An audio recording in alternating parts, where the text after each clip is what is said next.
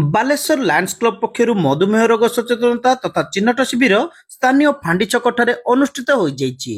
ଦେଶର ଅଗ୍ରଣୀ ଔଷଧ ପ୍ରସ୍ତୁତକାରୀ ସଂସ୍ଥା ୟୁଏସ୍ବି ଫାର୍ମାସ୍ୟୁଟିକାଲ ସହଯୋଗରେ ଆୟୋଜିତ ଏହି ଶିବିରରେ ପଥଚାରୀଙ୍କୁ ମଧୁମେହ ରୋଗକୁ ନେଇ ସଚେତନତା ସୃଷ୍ଟି ସହ ରକ୍ତ ପରୀକ୍ଷା ମାଧ୍ୟମରେ ସେମାନଙ୍କର ରୋଗ ଚିହ୍ନଟ କରାଯାଇଥିଲା।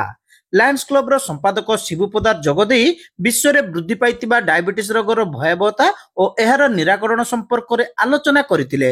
ବ୍ୟସ୍ତବହୁଳ ଜୀବନଯାପନ ମଧ୍ୟରେ ମଧୁମେହ ରୋଗ ବାବଦରେ ଅଜ୍ଞତା ତଥା ଉଦାସୀନତା ଦୃଷ୍ଟିଗୋଚର ହେଉଥିବା ସେ କହିଥିଲେ।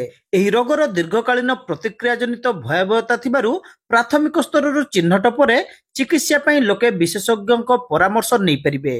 ଏହି କ୍ରମରେ ପ୍ରତ୍ୟେକ ବର୍ଷ ସ୍ୱାସ୍ଥ୍ୟ ସଚେତନତା ଅଭିଯାନ ଅନ୍ତର୍ଗତ ଲାୟନ୍ସ କ୍ଲବ ପକ୍ଷରୁ ଏହି ଶିବିର ଆୟୋଜିତ ହୋଇଥିବା ସେ କହିଥିଲେ।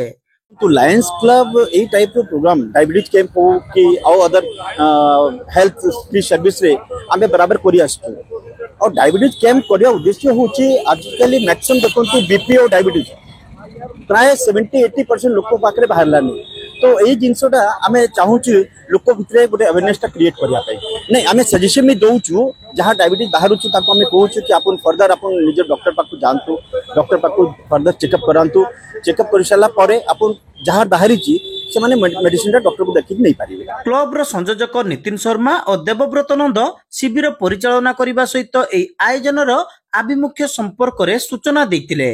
देखो डायबिटीज है आमर ए इंडिया रे बहुत माने प्रबल मात्रा रे प्रति घर घर मापी तो लायंस क्लब रो उद्देश्य है सबु बेड़े सबु मास ईच एंड एवरी मंथ रे से हेल्थ को नहीं कि किछि ना किछि कैंप करूचंती तो एबे हमर उद्देश्य है लोग केमती अवेयर होंतु बहुत जन को डायबिटीज अच्छी जानी पारु नाहंती तो कैंप रो उद्देश्य है अवेयर होंतु जहाँ जदि टेस्ट किछि बाहरुची तो आम एडवाइस करछु कि डॉक्टर को कंसल्ट करिकि आ थोड़े प्रॉपर टेस्ट करंतु जेंति डायबिटीज रु केते हेल्थ हैजार्ड हे पारे किडनी इश्यूज हे पारे तो से केमती बंची हबो लोग केमती अवेयर हे पारे सेटा हला मुख्य कारण। यूएसबी फार्मास्यूटिकल रो प्रतिनिधि भाबे शंकर सेनागुप्ता भवानी शंकर कर अर्जित दे प्रमुख उपस्थित रही शिविर रे लोकंकर रक्त परीक्षा करथिले।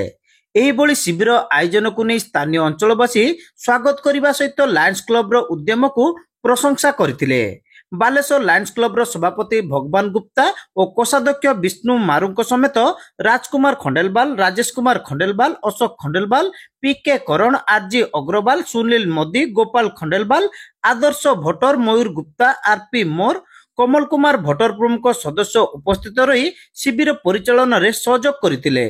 शिविर शेष सुधा मोट 280 जनक व्यक्ति रक्त रे आरबीएस और एफबीएस परीक्षा माध्यम मधुमेह रोग चिन्हट करा जायतिला।